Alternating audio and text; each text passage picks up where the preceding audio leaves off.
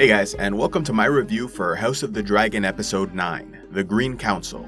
With only one episode left, we're nearing the end of an excellent season for House of the Dragon, and Episode 9 was another solid addition. But to be honest, it was probably my least favorite so far. Still, this is an excellent show with great writers and superb actors, so that doesn't stop it from being a good solid episode with some truly amazing moments, like my honorable mentions for the night, which included the Lord Commander of the Kingsguard, Harold Westerling, leaving his post rather than possibly breaking his vows by obeying the Order of the Greens.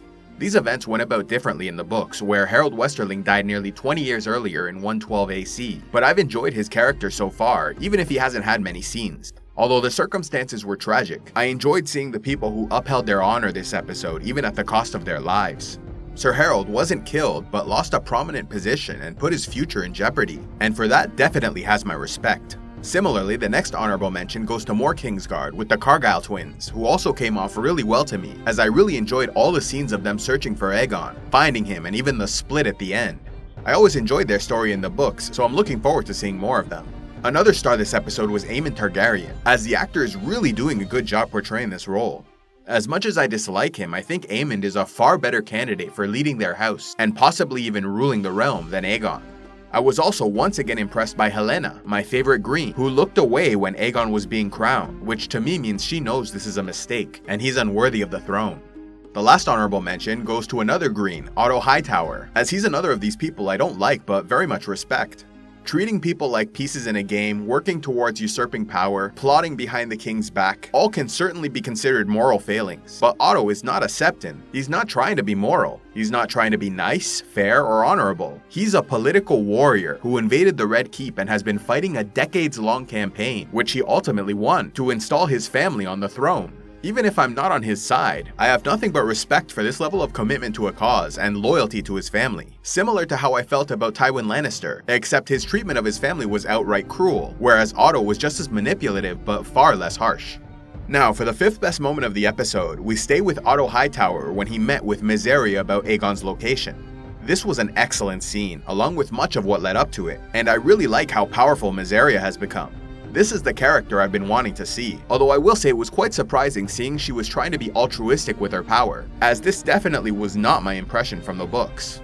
But I think it makes more sense for her character given what happened later on, as I'm sure she survived the burning of her establishment, and may now be changed by the experience, becoming more self-interested and dedicated to vengeance against the Greens.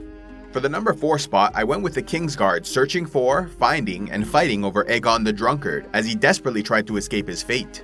I really liked all the scenes involving the Cargyle twins and search for Aegon, and thought it was hilarious where they found him. The scene with the child fighting pits was both fascinating and horrifying, and it's right out of the books, as one of the stories claimed that was where Aegon was ultimately found. As much as I dislike and don't respect Aegon, it's hard not to feel some pity for him as he desperately begs his brother to help him escape.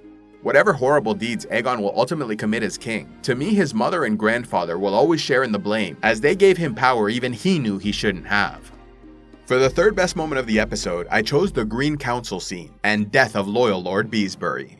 The power dynamics in this room and flow of the conversation was fascinating, as we get to watch the Greens finalize their plans to usurp the throne and kill their first enemy in the Dance of the Dragon civil war. As much as I dislike nearly every person in this room, especially Criston Cole, the game they're playing is for the highest stakes, and so I at least appreciate how Otto and some of the other counselors were ready to handle the situation as best they could, though Alicent certainly made it difficult for them and as a result of her attempted mercy basically guaranteed a long, bloody, drawn-out war. On the other side, I also have all the respect in the world for loyal Lord Beesbury, who despite his old age and frailty would not stand for their treason and called them out to their faces. This happened in the books as well, though the manner of his death was disputed, with some saying Criston slit his throat, threw him from a window, or imprisoned him. But I always admired Lord Beesbury, and now still very much do, as he died a badass with his honor intact. Moving on to the second best moment of the night, I chose the King's coronation scene. For this list, I split this scene in two, so here I'm specifically talking about the coronation and everything that happened before the dragon arrived. As unfortunate as it was that a guy like Aegon was taking the throne, I was really impressed by the coronation scene. The entire process with the soldiers and swords, the people watching, the dragon pit, the royal family all together, it was really cool and another fascinating look into their cultural practices. As unlikable and psychotically violent as Criston Cole can be, I don't think anyone can deny he earned the right to crown the Green King, as he proved crucial to their campaign against the Blacks, often doing the dirty work others would not. I also enjoyed / was horrified by how Aegon looked so unsure of himself, until he actually wore the crown and felt the acknowledgement of his family and praise of the people, which almost immediately transformed his attitude, and which to me pretty much guaranteed he'll waste no time in abusing his power to the fullest extent. But as much as I enjoyed watching the coronation, it was only a prelude to the best moment of the episode, which was the dragon Meleys bursting from beneath the ground with his rider Rhaenys looking like a badass on its back, seemingly ready to kill them all. In the books, this all happened very differently, but even so, as soon as they showed Rhaenys near the dragon pit, I knew more or less how this was gonna end, but it was still shocking to actually see it happen, and both the dragon and its rider looked absolutely incredible. The shot of the dragon roaring was also amazing, and you can really feel the terror in Alicent and the Greens. I also found it kind of funny that this is the second time we've seen Aemon staring down a huge dragon roaring a threat to his face. It was also morbidly amusing how little Targaryens and many nobles in general care about the small folk. Bursting from the ground is a Targaryen woman ready to kill innocents for her freedom and to warn her allies, while cowering beneath are the Greens, ready to sacrifice countless innocents in a civil war to steal the throne for their family. It's really one of those moments where I'm reminded how horrible everyone in this world really is, while at the same time loving every minute of it because of the great story, cool dragons, and badass main characters. So those were my top 5 moments of the night, and like I said earlier, for the most part I very much enjoyed this episode. The only real criticism I have, aside from my aversion to the creepy Alicent and Larys scene, which I'll do my best never to think about again, started with Alicent's half-hearted approach to this coup for the throne. On the one hand, I totally understand how a young person manipulated into this position, with no experience at war and a fundamentally good nature, would be hesitant to order deaths and play the game with different moral standards. But she's been an adult for many years and had many opportunities to turn back from this path. Instead, she bulldozed her way forward and even now covers for murderers and traitors on a daily basis. To learn she'd not prepared for this situation at all beforehand was incredibly disappointing. And somehow she was surprised the other people in the room had been preparing for years, as any intelligent person would in this situation. Then when she chastises them and is given the floor, she has nothing to say. In this moment, all I could think of was a scene from Breaking Bad, where Mike tells Walt a terrible story and ends it with, "I chose a half measure when I should have gone all the way." There are times, of course, where being reasonable and offering terms to avoid war is a great thing to do, and absolutely necessary, but this was not one of those times. Rhaenyra and Daemon could never be placated, and this was war the moment Lord Beesbury died. She should know this, and as sad as it is to say, Alicent trying to hold on to a scrap of her humanity here may have seriously negative repercussions for her family. Aside from that, the only other major criticism I had was with the ending, and the decision to have Rhaenys spare the royal family.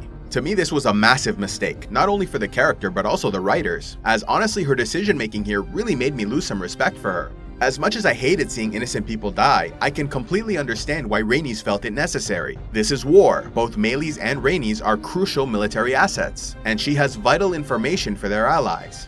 Bursting through the dragon pit I can certainly understand in the context of war, but sparing the royal family who's starting the war, that to me crosses a line and makes me question her reasoning and resolve. Similar to how I felt about Alicent this episode, and how she refuses to commit herself to the war. Rhaenys was doing the same thing. Of course kinslaying is awful, but this is a war between kin. They're going to kill each other anyway, but at least this way she might spare the kingdom and her family further devastation by eliminating the Greens and ending the war before it could begin. Now, obviously, this could never happen since the Greens have to survive for the story, so to me this scene would have been better if Rhaenys and her dragon simply left immediately. No walking around, no roaring, just bursting from the ground and immediately flying out of the dragon pit without a second look, as her only priority in that moment should have been escaping. For me, that would have been better for her character and more believable. But that being said, I also can't deny it was a really cool visual seeing the dragon roar them down.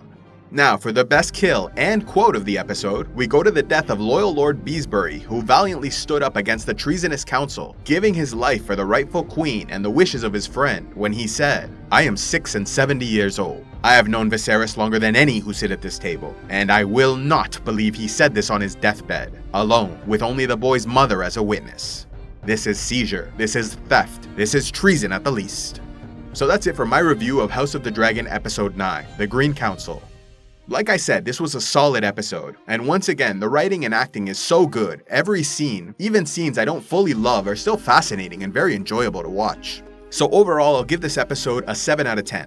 I'm guessing the finale will be about the Black faction perspective on all this, and I'm very much looking forward to it. But what did you all think of the episode? And what do you think of the decision Rhaenys made at the end? Let me know in the comments, and if you haven't already, be sure to check out my spoiler-free Prelude to the House of the Dragon video, the spoiler-filled Dance of the Dragons video, my World of Thrones geography video, and a beginner's guide to the entire history of A Song of Ice and Fire. So that's it for now, guys. Thank you very much for watching, and I'll see you in the next one.